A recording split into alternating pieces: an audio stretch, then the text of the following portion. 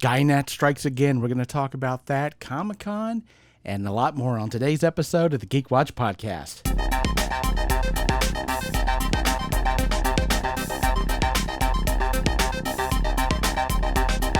This is the Geek Watch Podcast with Brian Hatcher and Mandy Petrie.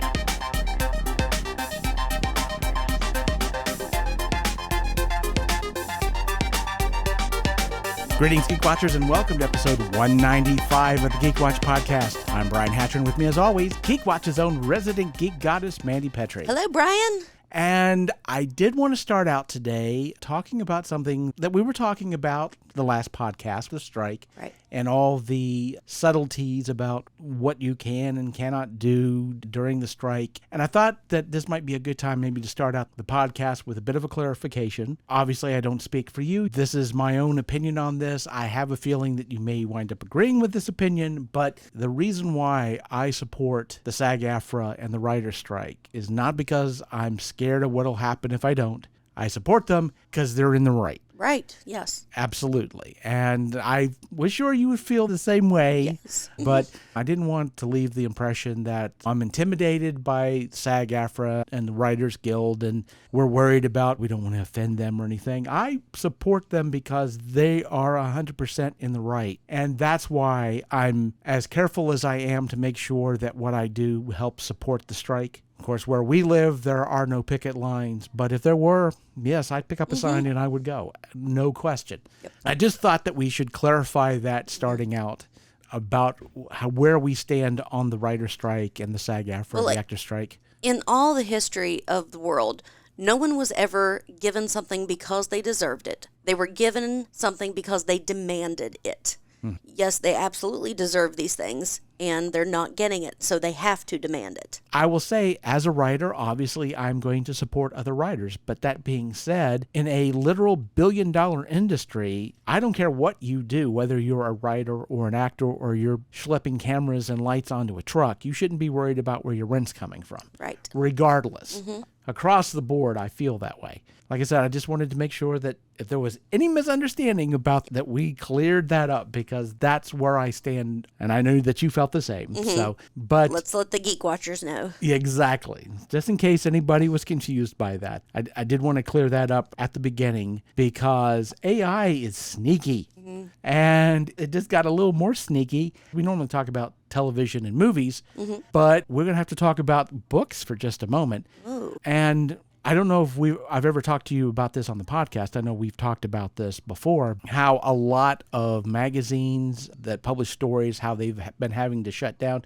Clark's World had to shut down for a while because the vast majority of the stories that were coming in were AI written. And they just basically had to say, we're not taking submissions for a couple of months to make it clear that if you send an AI story, you're banned for life. You can't send us anything else. But they were getting tons of them, and it's going all over the place. Yeah. Of course, it gets better and better, then it's going to be harder and harder to tell. Right. And it's not like you can go to ChatGPT and say, hey, did you write this? Right. Because it'll say yes. You could give it War and Peace and ask it, did you write this? It's like, sure, I wrote it. I've written everything. I'm ChatGPT. I invented literature. So you can't really depend on ChatGPT for that. Right now, it's a little easier to tell. Although every once in a while you go online and you're like, oh man, that's a neat looking, that's AI generated. Now, why this came back to mind today is because, of course, I'm very much into horror fiction. And one book I always look forward to every year is the year's best dark fantasy and horror, edited by Paula Garan. She had just done a cover reveal for this year's book. It's coming out very soon, and she had to yank the cover. The publisher had to yank the cover and come up with a new one, like at the last minute on the 11th hour, because they found out that the cover was AI? Yes. Really? An artist basically AI generated a cover and sent it in. And they managed to catch it. As an artist, you know what makes AI generated art even more egregious is that they don't come up with original anything. No, they pull it from, it's like sampling music. Right. Yeah. This was art, a mashup of art that other people had created, and basically it had gotten stolen off. Yeah, and I've done that. I've painted the Scream with A Starry Night in the background, but I didn't sell it That was just for me to have for fun.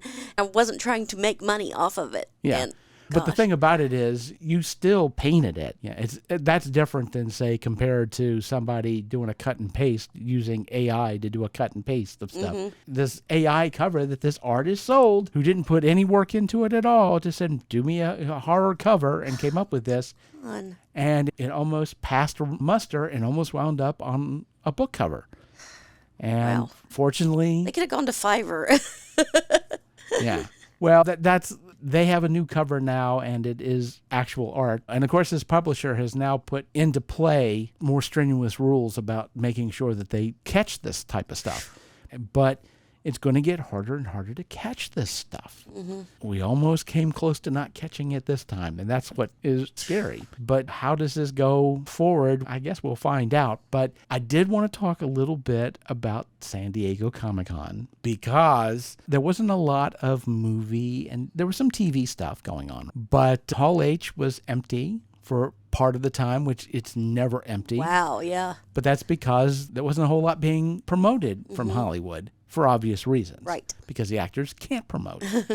And what was interesting is the reactions to this new form of Comic-Con. A lot of people who went, and even some of the guests who were there, like Jim Lee, comic artist, was like, "This is amazing. This is the greatest Comic-Con ever. It's come back to what it was." When Wow. Comic-Con was comic books. Right, yeah. We don't need Hollywood. Look, everybody's here.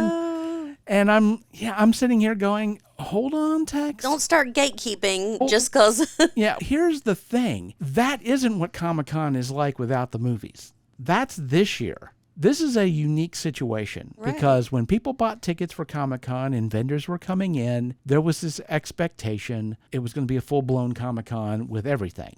And that's not what happened because, of course, we had the strike. Now, people still came. They bought these. They had already bought their tickets. They bought their tickets. They paid for their hotel.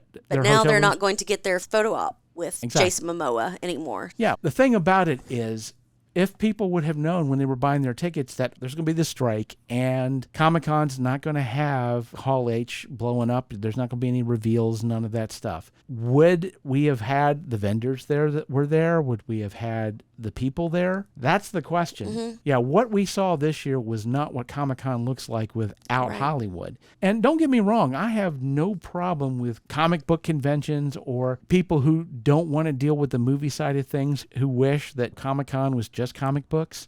But it's not going to fit into Yeah, the big super centers anymore. They're going to have to go down to a smaller venue like they once were. If they want it to be what it used to be, it's going to unfortunately have to be what it used to be, which was smaller, not as much funding going into it. It has become what it's become because of the media influence on it. And better or worse, it has made it what it is. And you're right. For them to get the Comic-Con that a lot of the comic book fans would like to get back, it is going to have to become smaller, which is going to be really difficult because once any company or organization gets to a certain size, it's really hard to back off.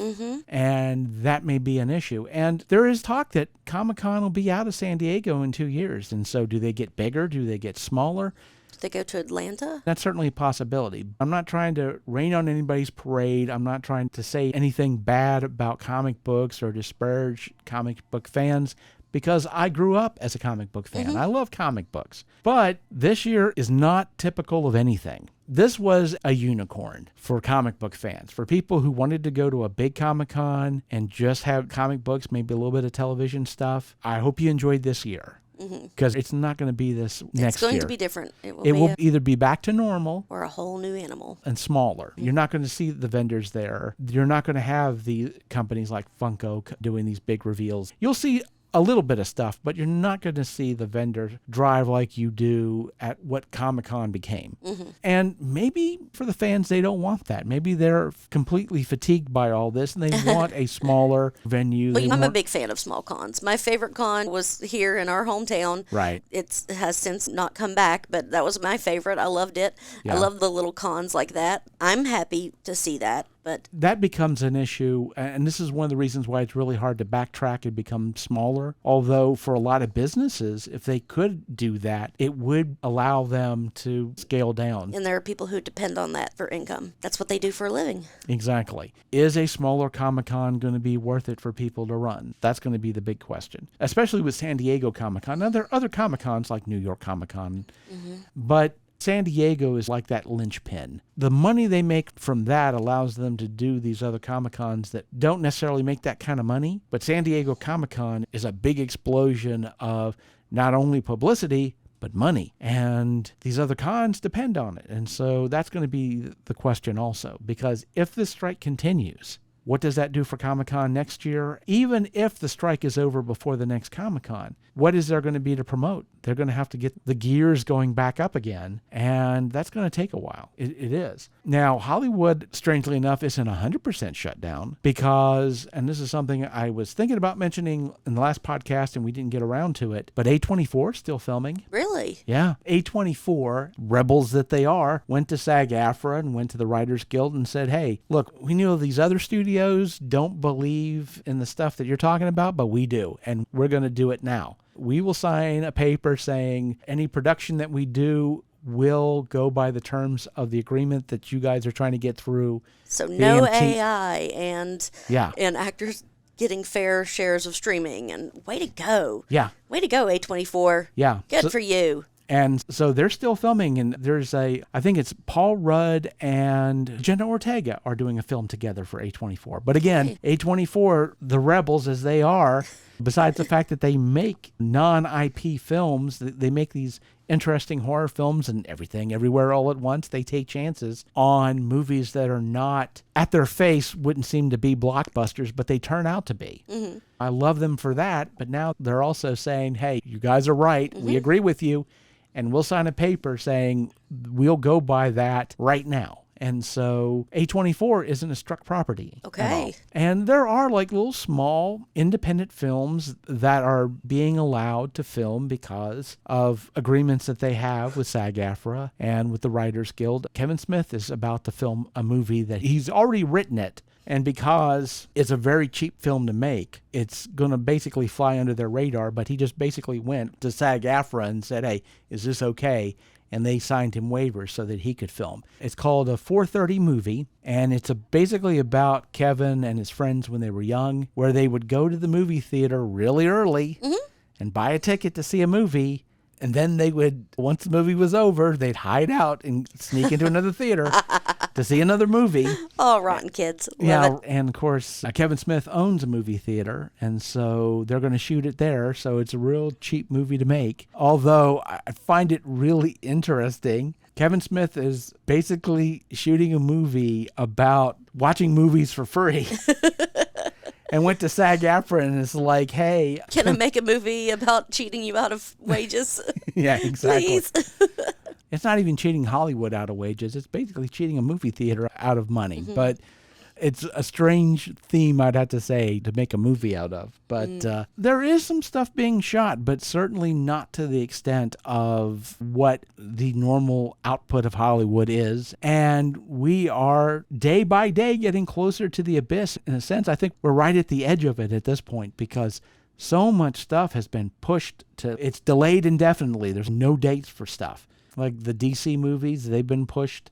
They're saying next year, but not when. The only thing that I can really think of is Blue Beetle. Mm-hmm. It's still going to come out when they said, which is in a couple of weeks, actually. Mm-hmm. Which I was like, oh, yeah, that's right. That isn't like in a couple of weeks. So there's stuff coming out, but it's like less and less. And this summer has been the worst for movies. It's like terrible. And it's just going to get worse because everything's getting pushed. Television and movies, all of it. Yep. Is being delayed. So many game shows. I only watch streaming, but my mom watches TV, and they've got 2 Prices Rights on a day and all kinds of, it's fantastic. That's what we have to look forward to. And I've said this before, and I'm going to say it again. I haven't seen a lot of news on the strikes, which is not good, because now this is basically become the new normal. And people are not thinking about it, but as things develop, it's just going to get worse and worse. Movie theaters are going to have to depend more on these flashback weekends and bringing old movies out again, which I love that stuff. Right. I enjoy it. I love the fact that I'm going to get a chance to see Coraline on the big screen again and Enter the Dragon, and that's like within the next couple of weeks. Very neat. So that's going to be fun, but yeah, things are going to get real complicated here very soon. But before we go, we do have to talk about a TV show that just came out in streaming, Good Omens Part 2. Yes. The second season, which we've all been looking forward to. For so long. And I haven't started it yet, but you've seen an episode and a half at this point. Yes, I have. They bring up the big lockdown and everything, and I'm really excited for you to see it, Brian, because this season, it's so tongue-in-cheek, it's so wink at the audience, it's so good. But they're asking the same questions that I asked in Sunday school and annoyed my Sunday school teachers, and looking at the ridiculousness of this story, and especially people of that faith who don't take it as a story like any other story, who look at it as, okay, if you're saying that this really happened, if this happened to a real person just because God had a bet with the devil, then that sucks. And I can remember being a kid and asking questions about these stories, so they really poke fun at that. It really feels like it has the spirit that Pratchett would have liked. Neil Gaiman, I think he's really trying hard to take the spirit of what they wanted to do with the original book, and we're moving on and telling more stories in this wonderful world. And the actors are really fun. They've got, when you talk about diversity and how we do need it, and these are great characters, but they would have never got cast 20 years ago. Right. And they're great characters and great actors. And I'm excited for you to see it. I'm excited for the Geek Watchers to watch it, and I really think you'll enjoy it. Oh, yeah. I'm looking forward to digging into that this weekend for sure. And it's funny, you mentioned COVID and the lockdown. And I was just reminded recently that I spent 461 days in this house during the lockdown. I had forgotten it was that long. Wow. I was like, holy cow. Yeah, that was 461. It was from March of 2020 to basically in West Virginia, they decided to get rid of the lockdown June the 20th of 2021. So it was like 461 days. I had forgotten it was that long. Yep. But of course, during the lockdown, we got a lot of wonderful, our two lead actors from Good Omens. Of course, they shot all that interesting. Staged. Oh, I love Staged so much. It was so good. I think stuff like that gives me hope because, again, the last writer's strike, we got Dr. Horrible's sing-along blog. We had Staged during the pandemic. I'm hoping that even with all the hardships that we're dealing with now in entertainment because of the strike, some good things can come out of it. People on television are taking some chances. I don't know how much of a Star Trek fan you are. I haven't watched a lot of Star Trek recently. I've seen some of Picard, but I haven't watched it all the way to the end. But they have airing now Star Trek Strange New Worlds, which plays off of the Christopher Pike. What was it like? The unaired pilot, yeah. Yeah, so they have an entire series based off of that. Okay. And they just released a musical episode, which is normally when you jump the shark. But the fact that they did a musical episode, plus they had a crossover with another Star Trek series, it's called Lower Decks. I love Lower Decks. Yes. Yeah. Only seen like one season, but I loved it when I watched it. Yeah, well, two of the characters from Lower Decks winds up in Strange New World. They pass through a portal, and their voice actors play those characters. Really? Do they look enough like... Yes. Really? Oh, way to go. And so... See, I know Dennis Quaid's son did a voice in Lower Decks. Is he the person with the purple hair? I don't know. I can't remember. I don't know that much about either of the shows. But he's one of the characters who winds up crossing. And of course, what's funny about it is that Star Trek's the future. And in a sense, he's like a time traveler. And he's this goofball character, but he can't say anything. So he's like, I'm from the future. I can't say nothing. So he has this burden of information, but basically being an oddball, which is, again, I find that interesting, and I love the fact that they were willing to take that kind of a chance. But like I said, it seems to me that often in adversity, some good things can come out of it. And certainly as far as the strike is concerned, I hope that the writers and the actors are able to come to an agreement that's going to basically help the industry from this point going forward. And for everyone who's saying, why do a bunch of rich actors care about all of this stuff? They're not doing it for them. No. They're donating money. I mean, so much. The Rock, Robert Downey Jr. Yeah. So many people have put in Leonardo DiCaprio. I could go on. Yeah. You know. But these people are marching not because they have to. They could stay in their air-conditioned mansions and enjoy life. Like you said, they're doing it because they're right. Yeah, and they're doing it for the young actors that are starving and sleeping on people's couches to get their place. And it takes a whole lot as a young actor who's trying to break in.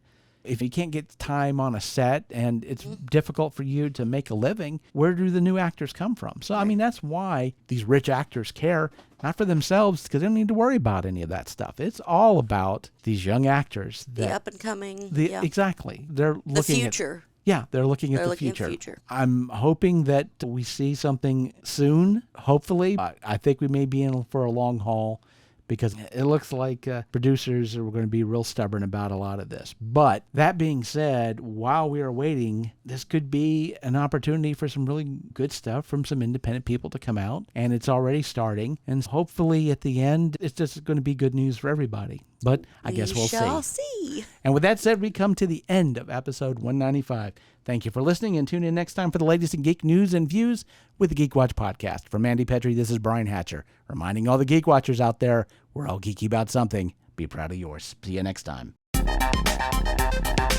Thank you for listening to the Geek Watch podcast. If you enjoyed this program, don't forget to like and subscribe on your preferred platform and share this podcast on your social media. For links to all the ways you can listen to the Geek Watch podcast, as well as leave comments and suggestions, visit our website at geekwatch.net. The Geek Watch podcast is a Hanging J production.